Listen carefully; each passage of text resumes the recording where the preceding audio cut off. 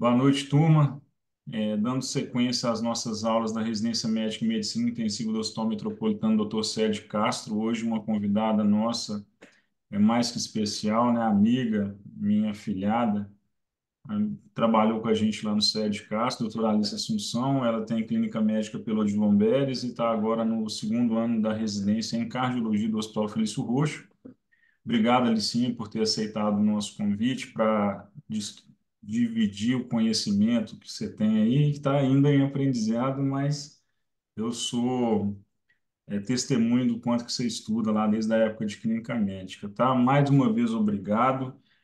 Turma, deixa as câmeras abertas, o áudio fechado e ao final a gente pausa a gravação e abre para perguntas. Obrigado, viu, Alicinha? Nada. É, então, Luiz já me apresentou, então vai ficar mais fácil a gente prosseguir. A nossa ideia hoje é conversar sobre síndrome coronariana aguda. E quando a Cerise me fez o convite, eu fiquei muito em dúvida, né, sobre qual seria o foco que a gente daria nessa apresentação, que eu não considero nenhuma aula. E só que a gente foi presenteado recentemente com um guideline aí da ESC de 2023, e eu achei que fazer esse bate-papo com base nele seria uma forma de enriquecer, né, solidificar tanto base para os residentes, quanto trazer prática para quem está dando plantão, até para os horizontais na tomada de decisão. Então, a ideia é realmente fazer alguma coisa que seja útil. Não considero que vai ser uma aula, acho que vai ser uma troca. Quando eu desenhei essa apresentação, a ideia foi o que eu queria que me contasse sobre síndrome coronariana, que eu não sabia há algum tempo atrás e que agora também, eu não sei se eu sei, mas eu me dei o trabalho de estudar, porque eu acho que quem se sente confortável falando sobre síndrome coronariana deve ter algum segredo escondido, porque definitivamente não é um protocolo, né? É, Quando a gente fala de síndrome coronariana, o conceito já deixa a gente um pouco perdido, porque é um espectro de condições que vai de pacientes que têm alguma mudança recente nos sinais e sintomas, que pode ter alterações eletrocardiográficas ou não, que pode alterar a troponina ou não. E aí vai compreender tanto a angina instável quanto os infartos com supra e sem supra. Ou seja, só a definição deixa a gente completamente num campo vago, né? E a verdade é que para a gente conseguir realmente fechar o diagnóstico de SCA, fechar dentro do diagnóstico de SCA, né? Se eu tô diante um infarto ou uma angina instável e qual infarto que é isso, porque impacta diretamente no prognóstico e no tratamento do paciente, eu tenho que passar por um processo diagnóstico que ele não pode ter falha em lugar nenhum dele. Porque se ele tiver, provavelmente eu vou fazer o diagnóstico errado da minha síndrome.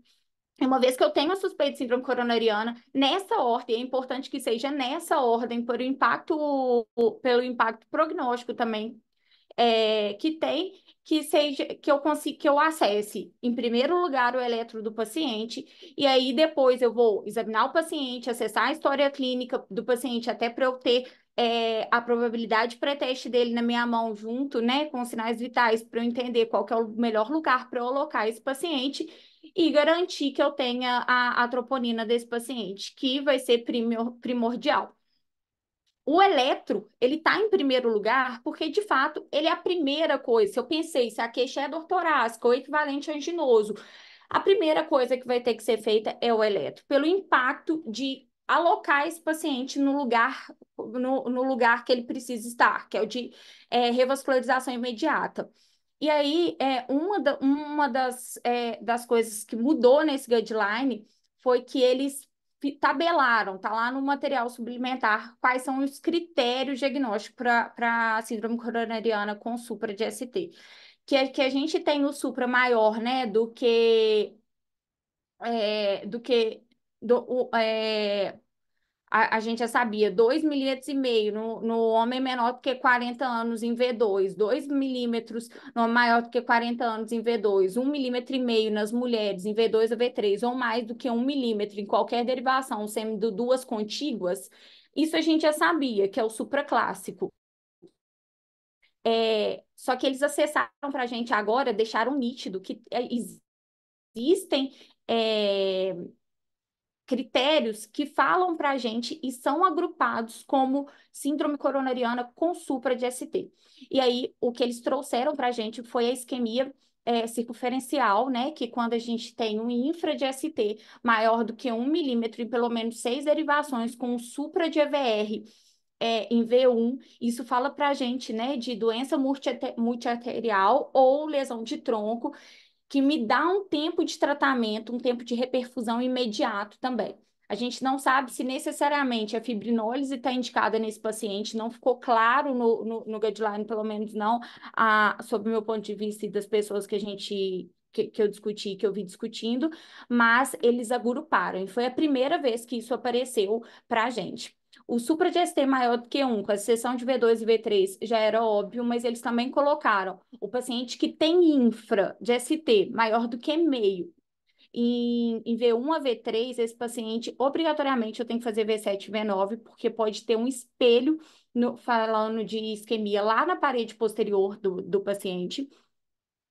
Se eu não consigo ter um eletro alterado com uma alta probabilidade, se o eletro é normal, eles recomendam que sejam feitos, é recomendado que seja feito V7, V9, V3 e V4R, e o bloqueio de ramo direito, bem como o bloqueio de ramo esquerdo, qualquer bloqueio de ramo novo é considerado como alteração isquêmica secundária a infarto com supra de ST. Então, esse critério novo de isquemia multiarterial, ele entrou, era uma coisa que não existia, e vale ainda discutir, né, qual que vai ser o tratamento para isso, se vai estar indicada a fibrinólise ou não, mas a angioplastia de urgência já está indicado nesse paciente. Todas as demais alterações que a gente possa vir a encontrar no eletro paciente vão ser considerados compatíveis com alterações no infarto sem supra de ST. Então, do eletro normal ao infraclássico, a gente vai estar falando do infarto sem supra, qualquer alteração de repolarização como inversão de T vai entrar para esse paciente, e a gente tem os padrões de alto risco no paciente também, que não tem lá o critério do infra, mas são lesões que tendem a colocar o paciente na hemodinâmica o mais rápido, que são os padrões de De Winter e o padrão de Wellings, o padrão de Wellings, A ou B. Uma vez que eu descartei que eu tenho um infarto com supra, e para isso que eu faço o eletro no primeiro momento do paciente, que ele chega, às vezes, né, enquanto monitorizo o paciente, enquanto olha o sinal vital, por ser algo muito óbvio, né, de acessar, até mesmo como mecanismo de triagem, o principal é fazer o eletro. E o eletro, ele vai ter um objetivo nesse momento, que é fazer o diagnóstico de infarto com supra de ST. Uma vez que eu não tenho esse diagnóstico, eu consigo voltar para aquela linha do tempo de diagnóstico e completar os passos desse paciente. Lembrando que o eletro ele não tem que só ser feito em 10 minutos, e isso é uma coisa do guideline novo também. Ele tem que ser feito, interpretado, e uma vez indicada a fibrinólise, eu já sei o lugar que eu trabalho e qual que é o fluxo, que o paciente esteja indicado sendo puncionado para fibrinólise em 10 minutos. Então, o que a gente tinha de performar para fazer um eletro, esse tempo encurtou. A gente tem que interpretar e saber o que eu espero já desse eletro. Por isso que o tempo que a gente gastou aqui conversando sobre isso já era para eu estar com o eletro na mão e indicando para o paciente a revascularização imediata, se fosse o caso. Uma vez que, então, o paciente não tem isso, aí que eu vou conversar sobre apresentação clínica e sobre sintomas, com a tranquilidade daquilo não ser um supra, tá bom? E por que que eu faço isso? Porque a apresentação clínica da síndrome coronariana é muito diversa, né? Pode ser do paciente oligossintomático, a gente teve o caso recente de um paciente que infartava com dor no indicador, ele falava que sentia dor nesse indicador, e quando ele sentiu lá atrás era infarto, CX fechada. Então, tem o paciente oligossintomático, a dor é experiência única, é uma coisa quase que filosófica mesmo. Para o paciente que tem a dor, né, que vai ter as características de angina, que vão ter elas persistentes, até aqueles que vão se apresentar para a gente, como choque cardiogênico, como uma IC aguda, e aqueles que a gente vai pegar após parada aí, que a gente vai ter que considerar como uma síndrome coronariana. As características que me fazem pensar da angina são basicamente três coisas que a gente leva em conta, que são localização, o alívio com repouso no nitrato e a piora com estresse e esforço.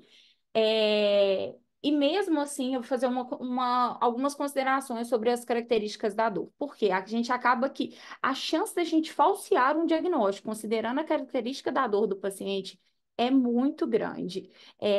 A gente já tem, né, dentro da comunidade científica, já estava vindo há algum tempo um movimento para a gente abandonar os nomes, né? Dor típica, atípica, tipo ABCDEF, porque isso mais confundia, podia levar, né, a uma falha diagnóstico, um subdiagnóstico do paciente, quando na verdade o que é recomendado hoje é que se façam três diferenciações. Isso é uma dor definitivamente não cardíaca, aquele paciente que chega a levantar a blusa para você e fala, tô com cobreiro, doutor. Isso daí é uma dor não cardíaca. A dor que ela é cardíaca é aquela dor que te convence, a dor que chega e respeita essas três características que a gente conversou aqui agora.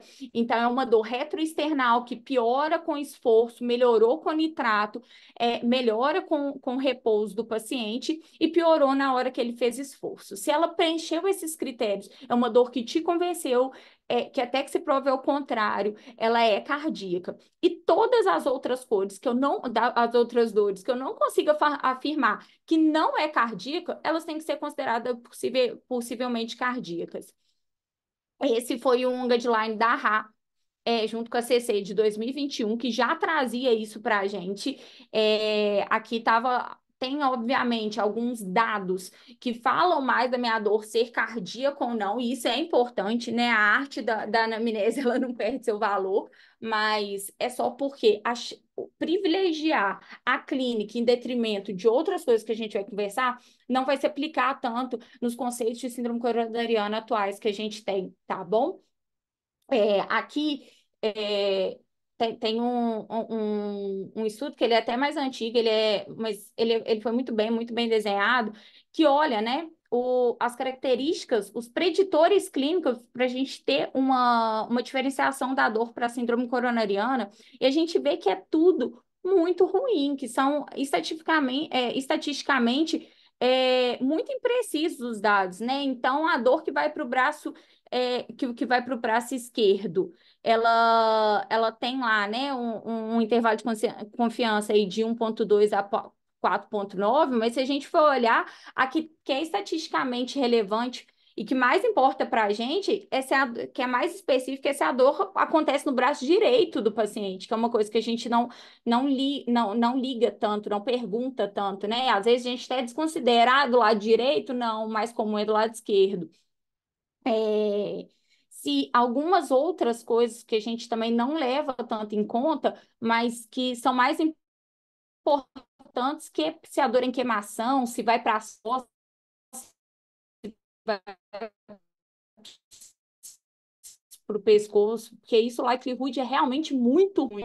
Vasomotor, né? Náusea, diaforese, vômito. Esses são os melhores preditores para a gente falar, né? Com os melhores likelihoods e com os melhores P's para a gente conversar sobre uma dor que pode ser possivelmente cardíaca.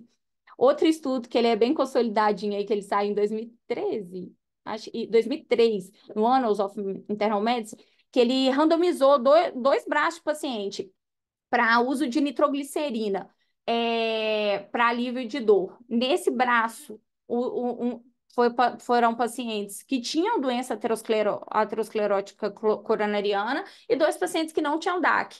E, incrivelmente, os pacientes sem DAC, eles aliviaram mais a dor. 41% deles aliviaram a dor versus 35% com DAC. Então, até o que a gente usa como critério, que a ESC traz para a gente como critério, né, de uma angina, ainda assim é questionável. A gente foi olhar o que é Playmail, tá indo tudo juntinho dessas duas características. Então, só para a gente entender qual que é a limitação diagnóstica da gente conversar sobre dor torácica e padrão clínico. Inclusive, trazendo para a realidade de terapia intensiva, fica mais difícil ainda, porque normalmente é paciente ou com falta de ar que não consegue falar ou com tubo na boca. Então, para a gente entender a limitação disso e não esperar que o paciente traga o sinal de Levine para a gente, porque isso às vezes não vai acontecer. E síndrome coronariana é tipo TEP, não pensou, não vai fazer diagnóstico. Ou pensou, mas valorizou a coisa errada, não vai fazer também. Então, a Ra já traz isso para a gente, né? Para a gente considerar como possivelmente cardíaca todas aquelas dores que eu não consigo descartar como causas não cardíacas.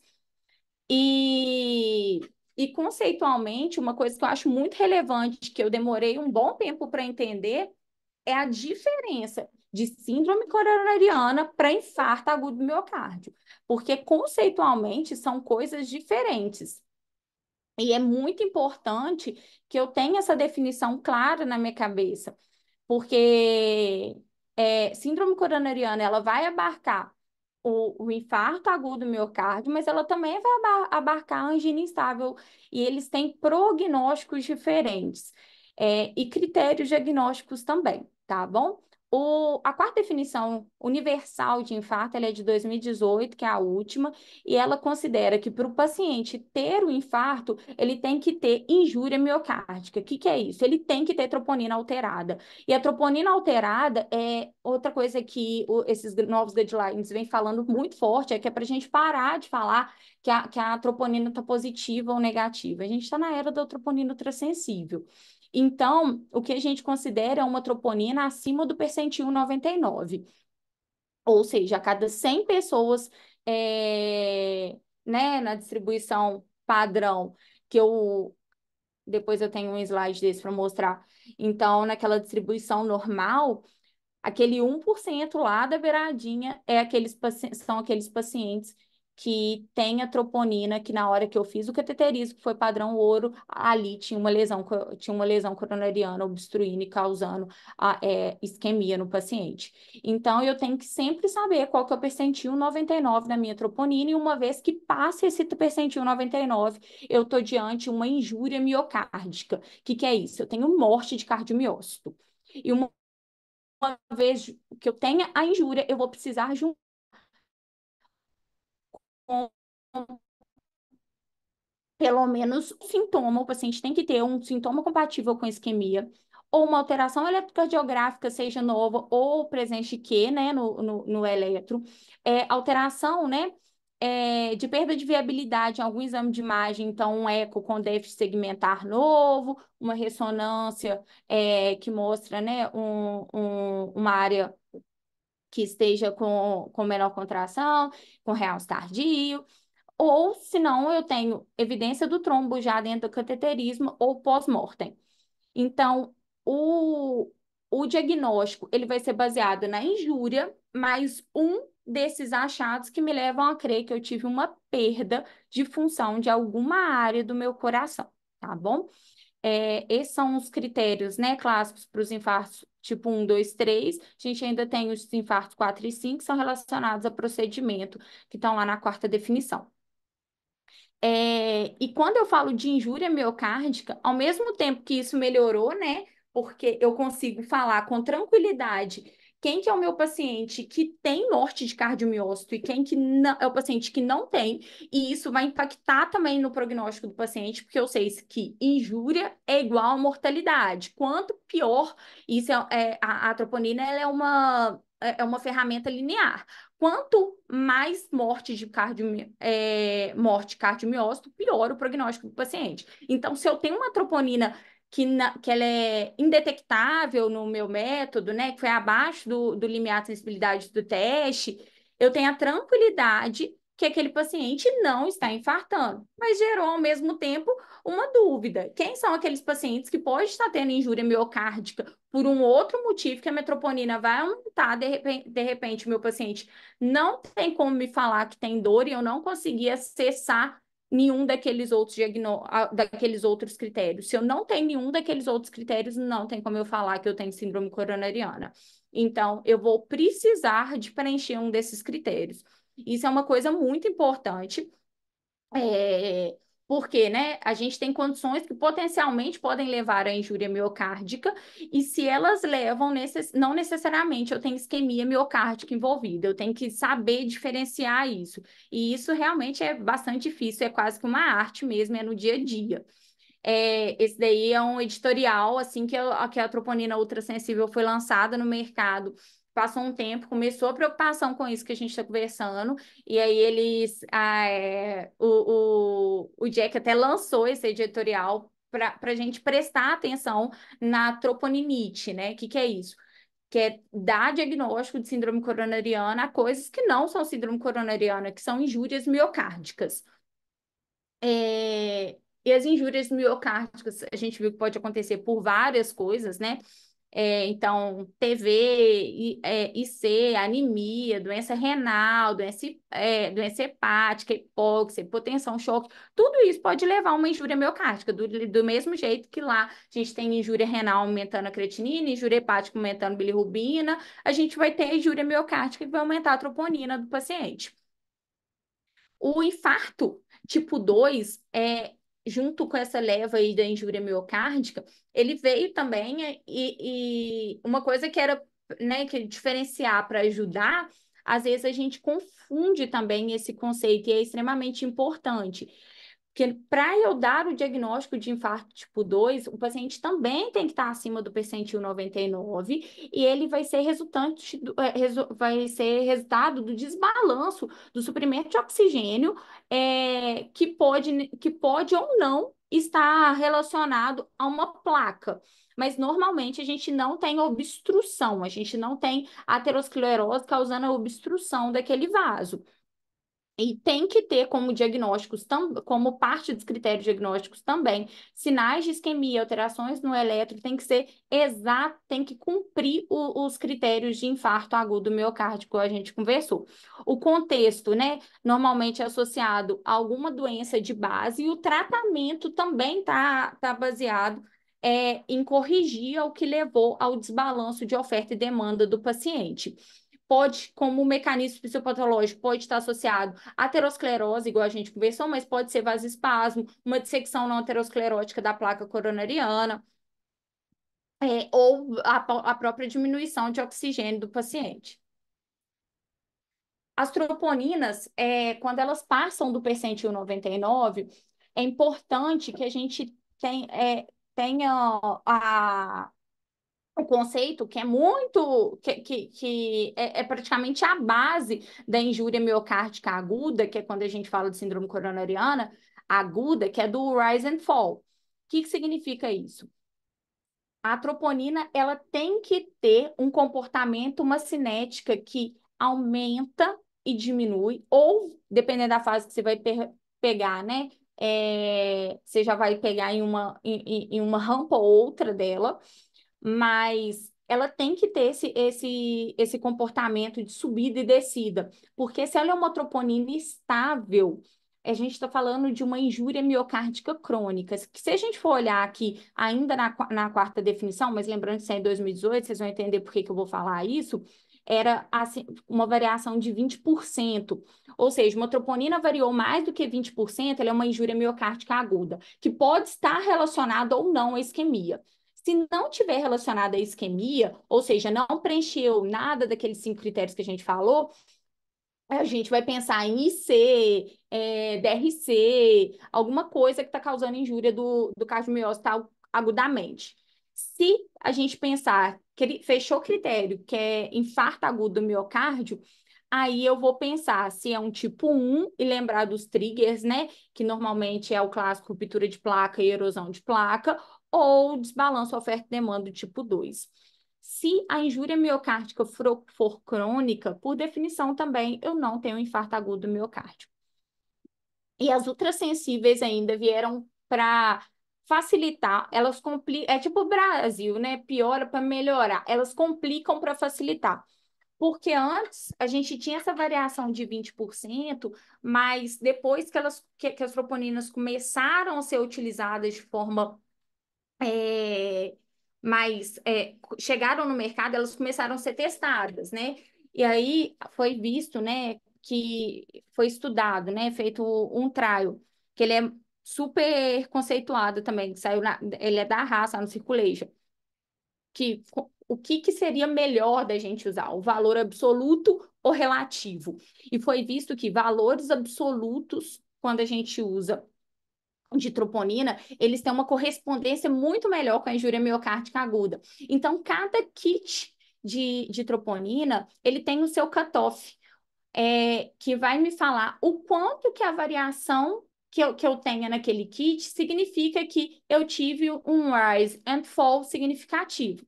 Por exemplo, eu não sei qual que é a do Metropolitano, eu não lembro, eu tentei lembrar 1 milhão de vezes, mas hoje a troponina que a gente mais usa nos locais que eu trabalho, é a Vitrus. Então, o que isso significa dentro da Vitrus, para ser bem, bem claro? Que quando eu tenho uma variação no intervalo de 1 hora maior ou igual a 4, e aí tanto faz 20%, né?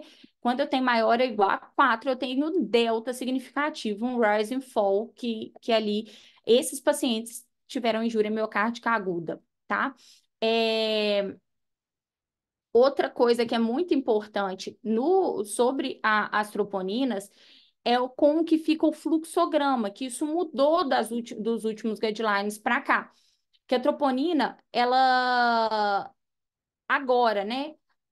Passou do percentil 99, eu posso falar de infarto, e quando ela tem um valor high, e cada troponina tem o seu valor high, que normalmente é 4 vezes o valor de referência. Eu faço rolling com o paciente. O que significa? Eu coloco ele dentro da investigação de síndrome coronariana aguda. Mas quando elas very low ou duas low, e aí cada kit troponina também tem o seu, né? Então, quando ela é menor do que 1, ou 2 vezes que eu repito, menor do que 2, significa que está descartado ali que eu tenha uma injúria, um infarto. Deixa eu só fechar a porta. Desculpa, gente. Que eu tenho, então, um infarto de alto risco, ou de risco intermediário, e eu sei que a mortalidade do meu paciente é igual.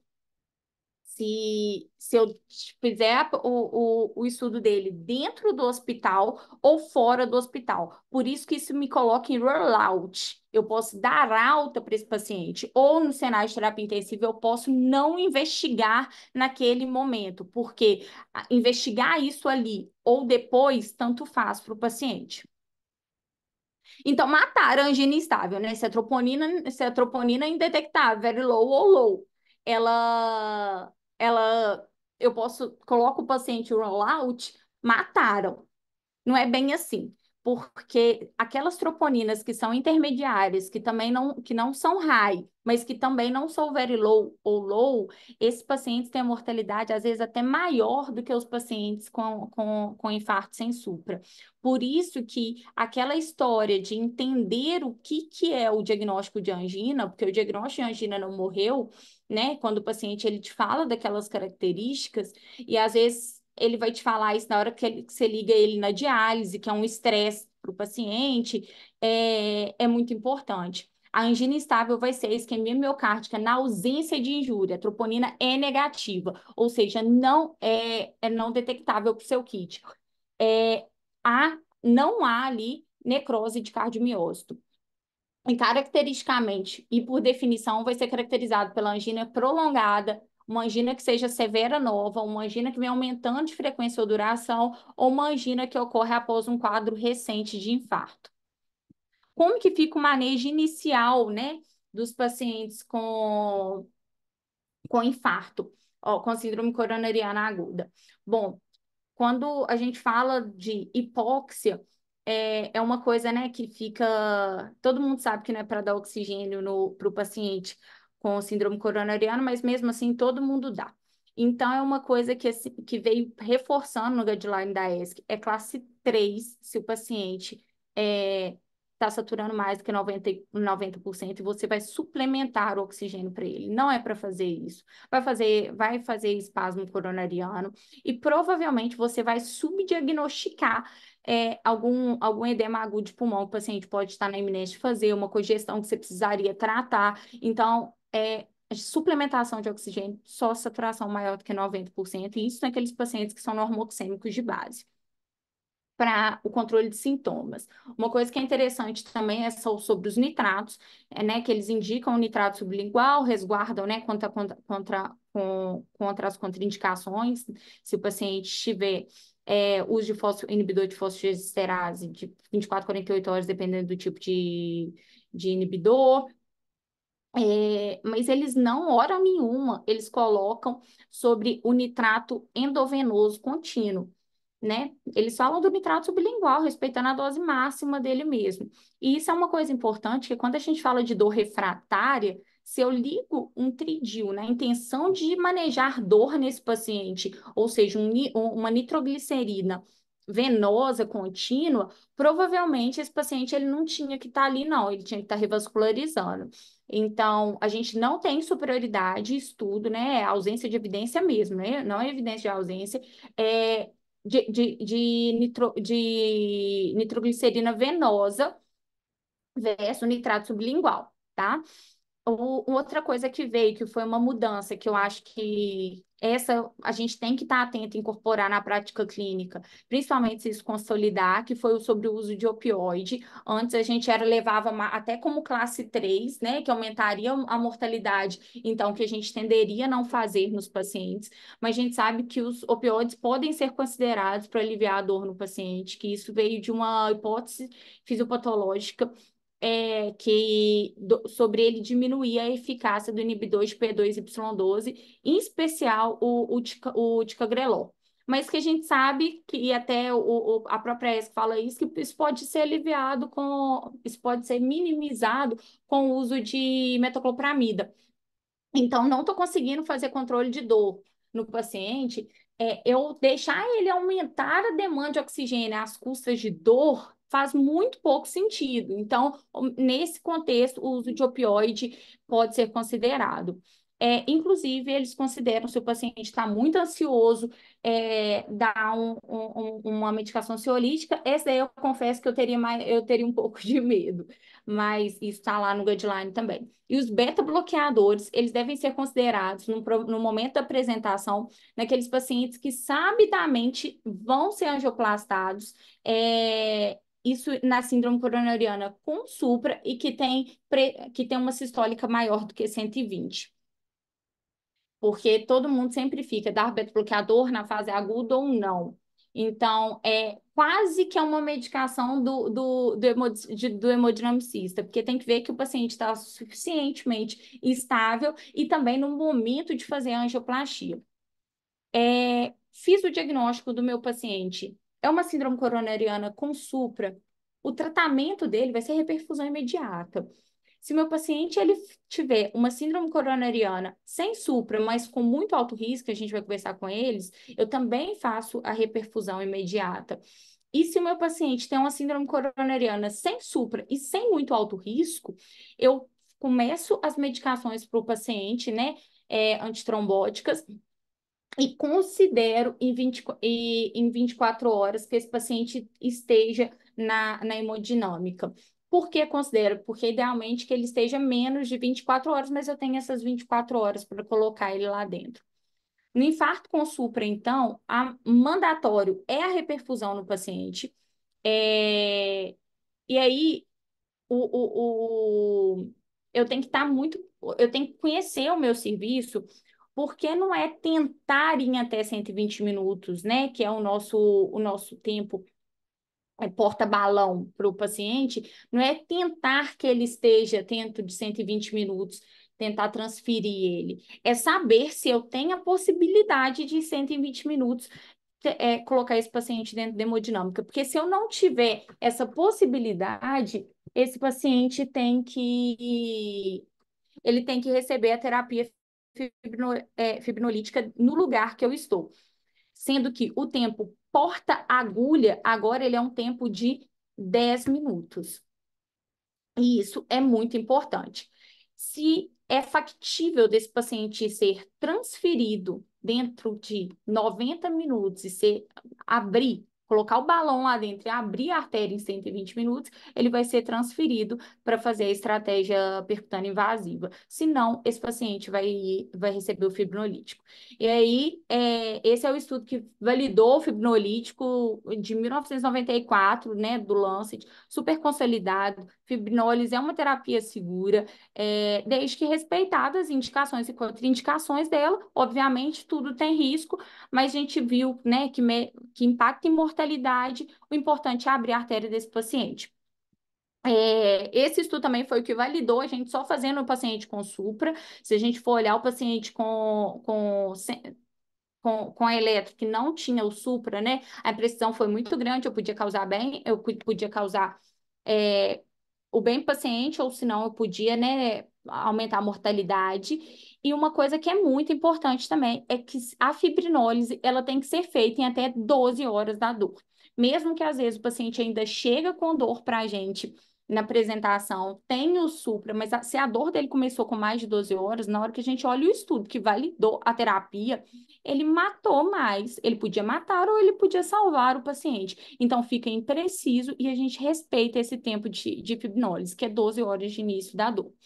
Mesmo com o estudo que deixa a gente, né, muito tranquilo sobre a fibrinólise, uma vez que ela esteja bem indicada, atentando aqueles pacientes também com mais de 75 anos, que eles também tiveram uma imprecisão nos dados, mas aí entra como risco-benefício. A terapia de reperfusão, a PCI, né, por angioplastia, ainda é melhor quanto a desfecho primário, mas na Europa, a estratégia fármaco-invasiva é uma estratégia efetiva e que eu acho que a gente incorporar mais. Lembrando que, para ser fármaco-invasivo, o paciente ele tem que ser submetido à fibrinólise e dentro das próximas 24 horas, né, 2 a 24 horas, ele tem que estar indo para a mesa de hemodinâmica, porque senão é só fibrinólise e não é fármaco invasivo. O conceito de tempo agulha, ele é primordial, entender que eu ficar esperando para eu fazer a fibrinólise no paciente, se eu já sei que eu não vou conseguir ou que não é protocolo que eu consiga, isso impacta no desfecho. Eu fazer uma fibrinólise com 1 hora não é igual eu fazer com 4 horas. O benefício maior, né, é nas primeiras 3 horas. Então, isso já tem que ser uma coisa protocolar padronizada. A gente faz com alteplase, a gente queria, né, que fosse a streptokinase, porque ela é bolos, então o inconveniente da alteplase é que ela vai infundir 15 miligramas em bolos, depois em 30 minutos a gente faz, né, 0,75 por quilo, e depois termina de infundir aí 0,5 por quilo, respeitando as doses máximas. E quais são os critérios de reperfusão que a gente tem? Resolução da dor, arritmia de reperfusão, né, que normalmente são aqueles ritmos juncionais, idioventriculares, e a redução menor do que 50% do supra de ST, ela tem que acontecer de 60 a 90 minutos, mas não é de 60 a 90 minutos depois que acaba a fibrinólise, é do momento que eu começo. Então, se a fibrinólise dura 90 minutos, significa que está acabando o fibrinolítico, o paciente tem que normalizar o supra, porque se ele não normaliza, não é para esperar mais 90 minutos para ver se vai resolver. É para correr atrás de ICP de resgate para o doente. As contraindicações é sempre importante que sejam feitas, né, com checklist mesmo, checar o que é contraindicação, que eu não vou entrar nisso agora, porque o ideal mesmo é que se cheque, o ideal, inclusive, tem uma task force sobre isso na Europa, que é que essas medicações, que a alteplase seja sempre liberada com checklist para minimizar erros. E quem são os pacientes com infarto sem supra que eu tenho que correr atrás de colocar ele na angioplastia de urgência, na estratégia de estratificação invasiva de urgência. São os pacientes de muito alto risco. E são esses pacientes, os pacientes com choque cardiogênico com instabilidade hemodinâmica, os pacientes que têm recorrência de dor, a despeito do tratamento medicamentoso, ou seja, o paciente que eu estou lá ligando tridil nele, provavelmente esse paciente já tinha que estar sendo encaminhado para hemodinâmica, os pacientes que chegam com a apresentação de uma IC aguda, secundária à isquemia, e não é uma IC aguda, é, por causa de um paciente que está fazendo um edema agudo de pulmão hipertensivo. É um paciente, para ele fazer uma IC, ele tem que ter falha de bomba. Então, tem que ter exame físico compatível com uma bomba falida. Os pacientes que chegam, que é na apresentação, tem uma PCR ou arritmias, principalmente aqui arritmias ventriculares, complicações mecânicas, e aí sempre eu escutar o paciente com o ouvido de quem quer ouvir.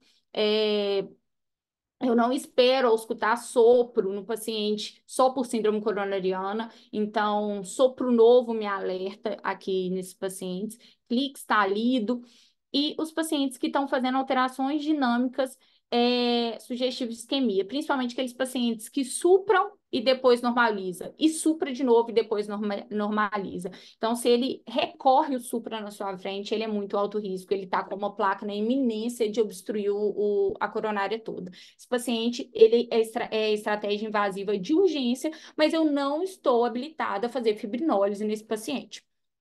Os demais pacientes, eles vão ser considerados alto ou não alto risco. Alto risco são aqueles pacientes que dentro de 24 horas eu estou colocando esses pacientes na mesa de hemodinâmica para fazer a estratificação invasiva também. Quem que são esses pacientes? Se eu tenho infra, né, se confirmou que o paciente no algoritmo, pelos algoritmos, ele é um infarto sem supra, se ele tem um Grace maior do que 140, se ele tem alteração transitória, mas não é aquele paciente que recorre à alteração transitória, é aquele que supra uma vez e depois ele normaliza, é aquele paciente que ora o eletro está todo normal, ora ele infra todo. Esses pacientes também são alto riscos. E alteração dinâmica de T também. Esses pacientes classe 2A que eu faço precoce o cateterismo nesses pacientes.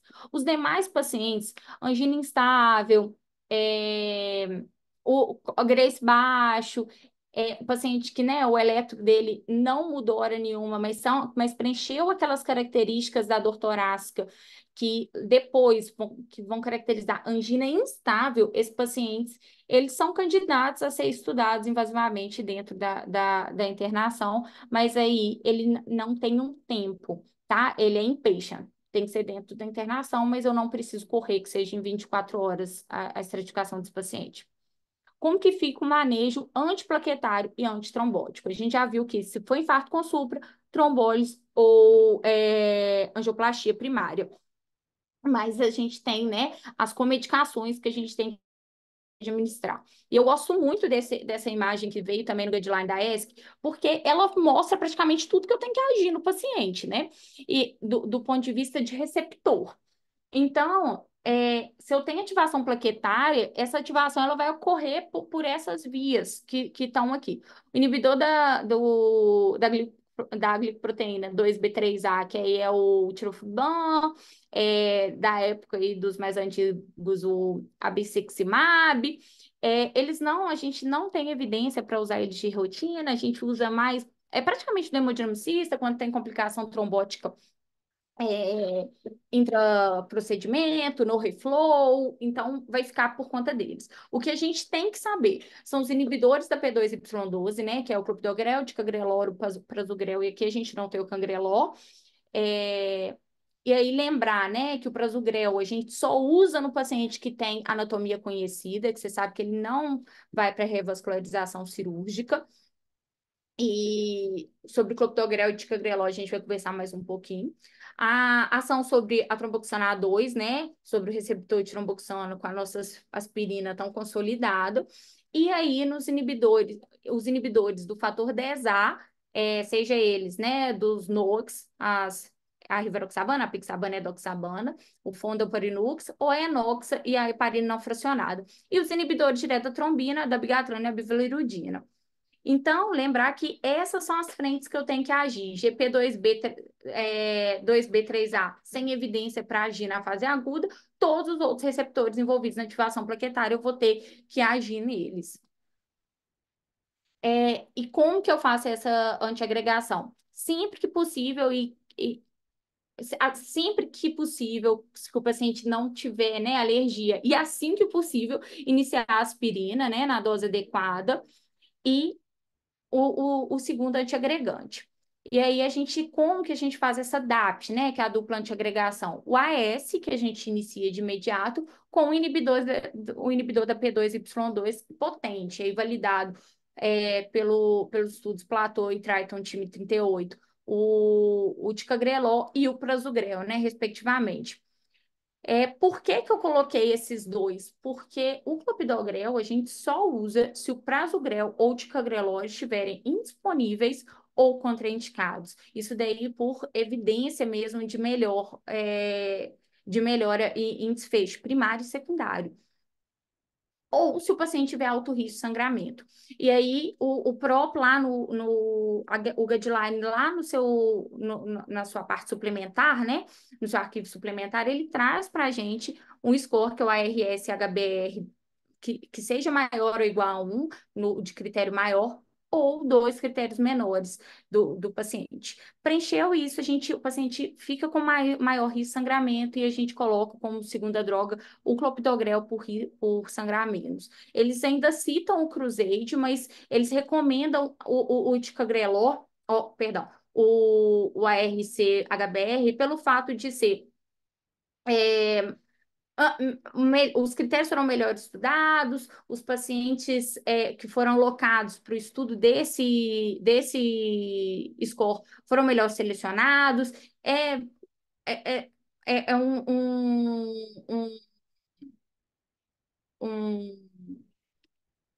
um score muito fácil de fazer. O problema é que ele tem vários critérios que a gente tem que preencher.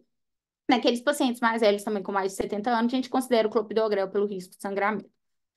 E aí, uma coisa que veio, assim, para a gente discutir muito, né? Querendo ou não, recomendação é para ser discutida, foi sobre o pré-tratamento, porque eles consideram como classe 2B pré-tratar o paciente que vai ser candidato à angioplastia primária com o segundo antiagregante, e classe 3 se o paciente vai para angioplastia com menos de 24 horas. E aí, isso é uma coisa assim, complexa, para infarto com supra, talvez valesse mesmo que o segundo antiagregante fosse dado lá, porque aí já seria estudada a anatomia do paciente e saberia se é cirúrgico ou não, porque se não fosse cirúrgico, um prasugrel tem melhor evidência do que o ticagrelor e o clopidogrel, só que você tem que garantir que o paciente vai para a primária. Muitos pacientes nossos não conseguem chegar na primária, dentro de síndrome coronariana sem supra, você tem que garantir que em 24 horas o paciente esteja na hemodinâmica. Então, eu acho que é uma coisa assim discutível para a gente.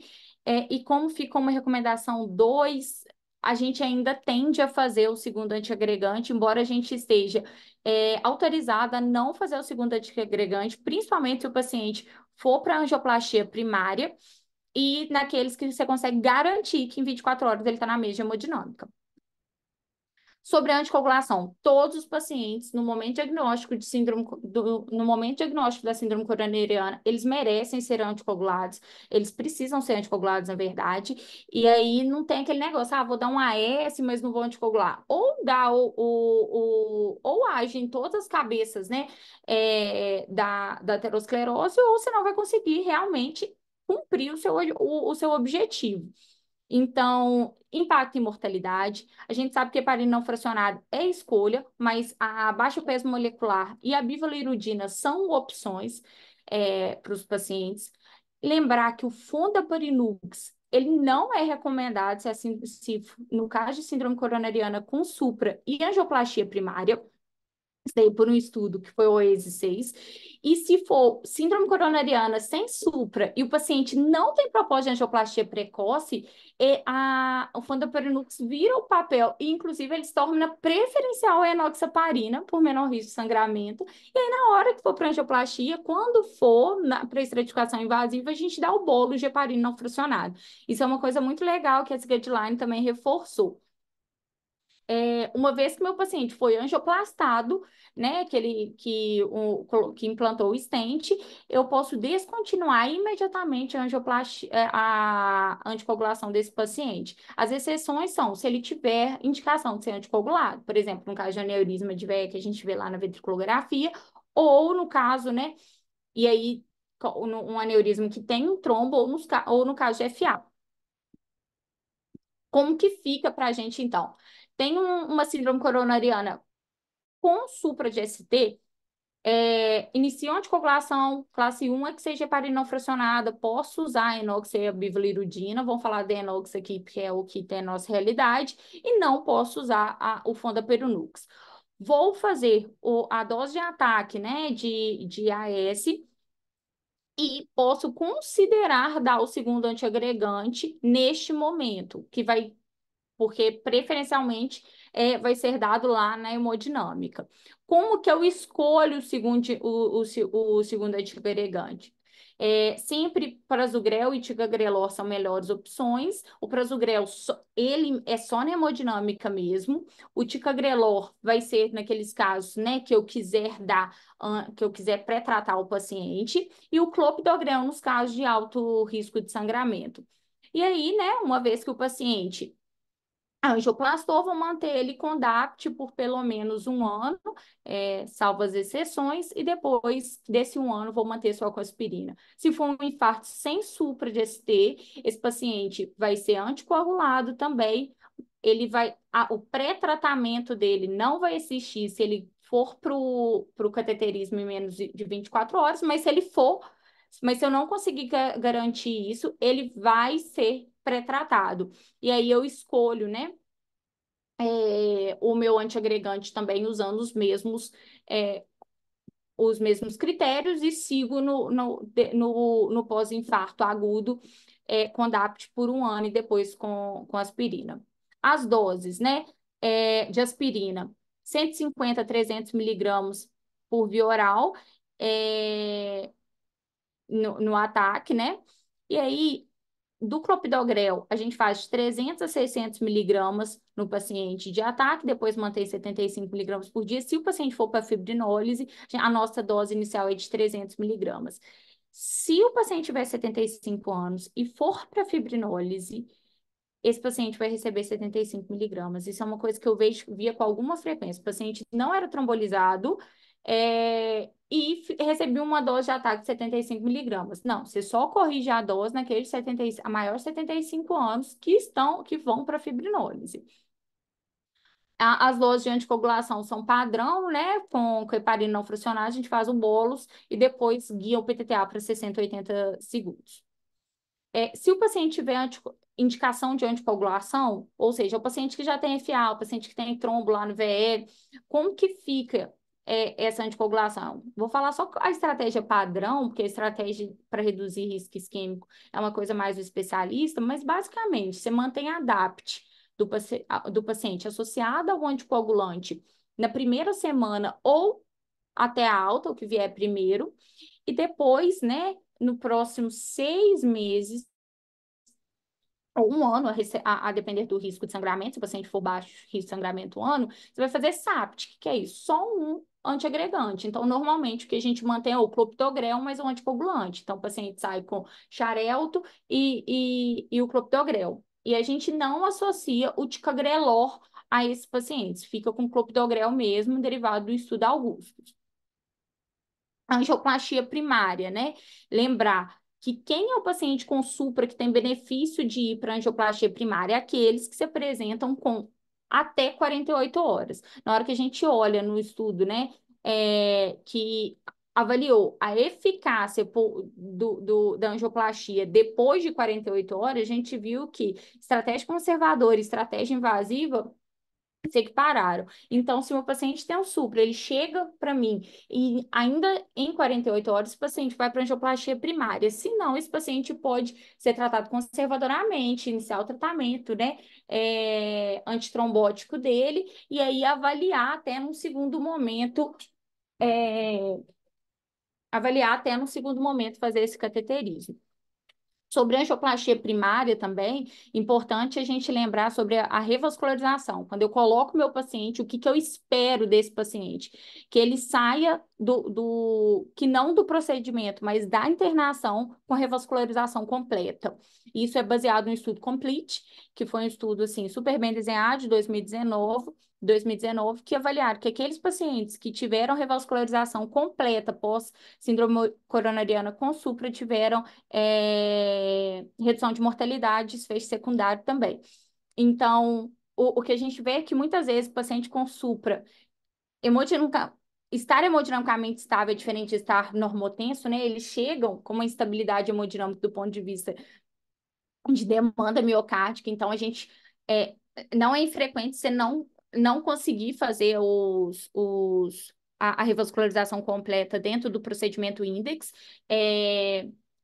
Inclusive, assim, vários serviços, inclusive, não é padrão que isso aconteça, mas o paciente volta para o tratamento estadiado, né? Então, dentro da mesma internação, ele sai daí com todas as lesões tratadas. Os pacientes que se apresentam com choque cardiogênico, lembrar que o tratamento dele é mecânico, tem que abrir. Então, o tratamento dele é revascularizar. E aí, seja por angioplastia ou por CRVM, a gente tem um choque trial que mostrou isso. Inclusive, no Shock Trial, os pacientes, né, que foram randomizados dois braços para angioplastia ou para CRVM de urgência, não tiveram diferença de mortalidade. O importante era abrir aquele vaso se o paciente estava instável hemodinamicamente. Como eles escolheram, foram os pacientes que tinham lesão de tronco maior do que 50%, duas oclusões totais ou subtotais, lesões de mais de 90%, ou seja, suboclusiva, em duas artérias que não estão relacionadas com infarto, as lesões que não dá para tratar percutâneo, ou CCP falhou, esse paciente vai para CRVM.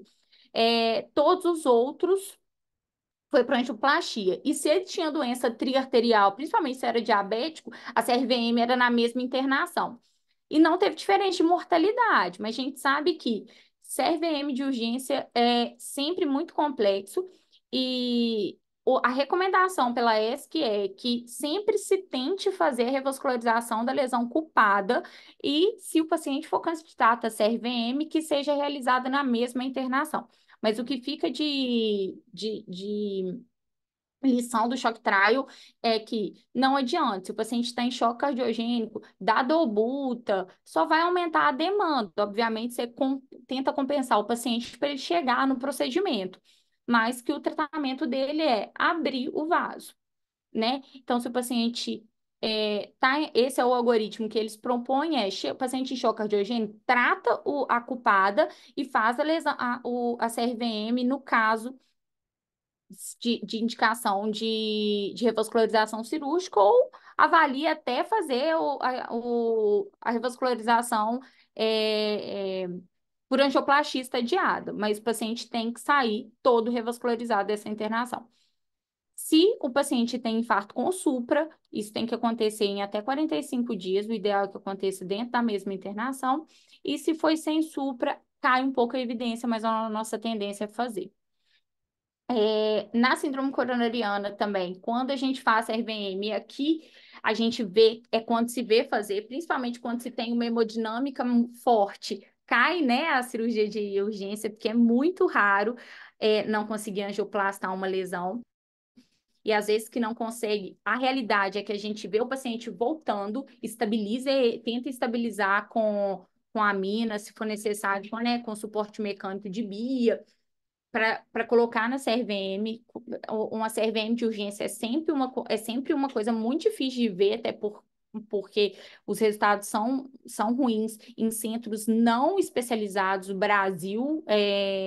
Então, a gente tem que pensar também que quando o Shock Trial foi de país europeu, né? Mas nesse caso de complicação mecânica não tem como, tem que ser cirurgia de urgência. E aí eu acho que as minhas duplas de plantão vão lembrar que eu era mais pré-frio. Esse daqui é de um plantão de um paciente. O paciente chegou, infarto com supra tardio, foi visto aí que ele tinha uma comunicação do ventrículo com o pericárdio. Acho que dá bem para ver.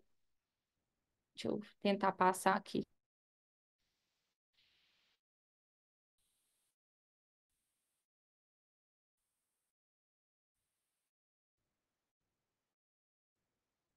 E esse daí é a famosa ruptura ali alta, esse paciente. Ah lá. E o recomendado é que seja feito, né? Revascularização dentro do momento de correção. Obviamente, aqui é Hartim mesmo para indicar. Mas esse daqui não tem como revascularizar, ocupado e correr atrás. Esse daqui é bloco cirúrgico. O BIA, né? Que é o balão intraórtico, ele não teve associação pelo grande trial dele com menor mortalidade, mas acaba que às vezes a gente tem que lançar a mão, e principalmente se tem complicação mecânica, principalmente exclusivamente porque ele não é indicado se não tem complicação mecânica. Nesse caso, é um forte aliado.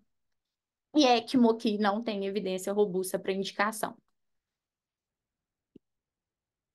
Paciente com PCR na síndrome coronariana, e eu acho que isso é muito interessante, principalmente para a gente que não, que às vezes está em lugares que não tem, né, angioplastia de urgência. O que é importante aqui?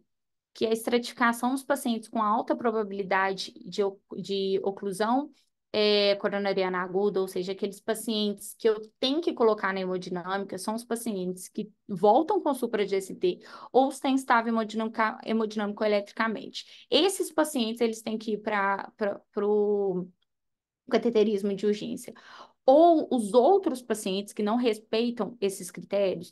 Então, o paciente que voltou, fez um choque transitório, que foi mais aquele choque da vasoplegia inicial, mas que está estável, os pacientes que não estão fazendo arritmia ventricular, esses pacientes, eles não têm benefício de angioplastia de urgência. E isso foram dois grandes trials que mostraram para a gente. A pergunta pico deles foram os pacientes com PCR por IAM. Colocar eles na angioplastia de urgência, porque a gente às vezes chega um pós-PCR provável infarto, né? Principalmente aqueles em ritmo chocável. A gente já sai desesperado, precisa de CAT. Mas eu fazia cuidado usual pós-PCR, principalmente garantindo hormotermia. Isso muda desfecho. Primeiro a gente teve COACT Trial em 2019, foi randomizado, multicêntrico, problemas, não segue padrões e foi patrocinado. E eles colocaram os pacientes pós-PCR ritmo chocável fora do hospital, inconscientes após o retorno de circulação espontânea, lembrando que os pacientes não podiam ter supra e não podiam estar instáveis. E aí, se a gente olhar, o intervalo de confiança foi de 0,83 para 1,49. Não dá para tirar nada desse estudo, de conclusão sobre isso. Mas o que eles encontraram é que não tinha diferença de fazer isso, não. E aí foi feito um segundo estudo, que foi publicado em 2021, também no New England, para não ter conflito de interesses de jornal, que foi o Tomahawk, que que foi randomizado também, multicêntrico. Outro que foi não segue patrocinado, que olhou também nos pacientes pós-PCR, ritmo chocável e ritmo não chocável, que foi diferente do COAT, de possível origem cardíaca, ou seja, tinha alguma coisa que pensava assim, síndrome coronariana, foi excluída outras causas mais prováveis, e também os pacientes não tinham subram e estavam estáveis. E aí, aqui sim, a gente conseguiu um P de 1 para 1,63 quando a gente colocava o paciente na angioplastia precoce. Ou seja, a sobrevida diminuiu quando eu saía na correria, né? Na urgência de colocar o paciente na angioplastia versus fazer o cuidado de um manejo adequado de pós-PCR. Isso porque a gente tem que lembrar que a angioplastia tem complicação. E se não tem nada lá, ou se eu tenho que tratar aquela lesão, e eu vou anteagregar meu paciente, ele sangra o cérebro porque está friável. Então, compensa eu fazer a avaliação prognóstica neurológica desse paciente, uma vez que ele tenha benefício, eu coloco ele no estudo, na estratificação invasiva. Sobre terapia de redução de colesterol, que eles colocaram lá no finalzinho do guideline, eu acho que foi justo, porque as outras coisas são muito importantes, eles colocaram como long-term management, e aí eles colocaram que a medicação redutora de colesterol, ela deve ser iniciada logo que possível, preferencialmente antes do paciente entrar para o cateterismo, e a escolha vão ser estatinas de alta potência, a Atorva ou Rosuva, e o ideal é que se otimize dentro da internação ainda, repetindo colesterol em 4 a 6 semanas, para maior dose tolerada do paciente. Às vezes o paciente sai antes, mas você consegue progredir dose, então a gente progride dose. A verdade é que não dá tempo para fazer, porque uma internação que respeita tudo que a gente conversou para a síndrome coronariana, o paciente não fica internado mais do que 4 dias. Os beta-bloqueadores, eles são recomendados para os pacientes pós-síndrome coronariana com classe 1A de recomendação, com classe 1, foi de recomendação AI, para aqueles pacientes com disfunção ventricular, com fração de ejeção de menor do que 40%, é, independente se o paciente tiver sintomas, daí por causa de remodelamento, e naqueles pacientes, né, que têm a fração de ejeção maior do que 40, eles podem ser considerados, e aí entra mais como um tratamento de DAC mesmo, antiaginoso, com uma recomendação aí 2B. Os inibidores do sistema de renina, angiotensina aldosterona, lembrar que benefício claro a gente tem, né, para IECA, não inferioridade para BRA, mas, enfim, sempre, né, o IECA são considerados os pacientes que tiverem sintomas, fração de ejeção menor do que 40, diabetes, hipertensão ou disfunção renal permissiva, né? Então, a grande maioria dos nossos pacientes, o ideal é que ele saia mesmo com IECA. O BRA, ele vai entrar, né? Quando o paciente não puder receber o IECA, e os antagonistas receptor de mineralocorticoide, aí, o aldactone, são recomendados para aqueles pacientes com disfunção ventricular, fração de ejeção menor do que 40%, ou, ou diabetes. É isso que eu tinha para contar para vocês um cadiquinho. Eu espero que eu não tenha confundido mais, mas que eu tenha contado para vocês tudo que é relevante, em que pé que a gente está hoje, até porque definitivamente síndrome coronariana não está estacionado no que a gente conhece lá atrás, dos critérios eletrocardiográficos. A gente está andando, a gente está mudando muito, e para a gente conseguir acompanhar aí tudo que tem hoje de novidade, de mudança que a gente tem baseado em evidência. Obrigada, Alicinha. Né? Muito bom te ver e vendo você falar assim com tanta propriedade do assunto que você gosta muito, né? Se dedica. E fiquei muito feliz de ter aceito o convite, né? Retornar um pouquinho de outra modalidade, né? Voltar para o barreiro aí em outra modalidade, viu? Vou parar a gravação, vou deixar em aberto para os meninos tirarem alguma dúvida, alguém que tiver alguma dúvida, fiquem aberto aí, pessoal.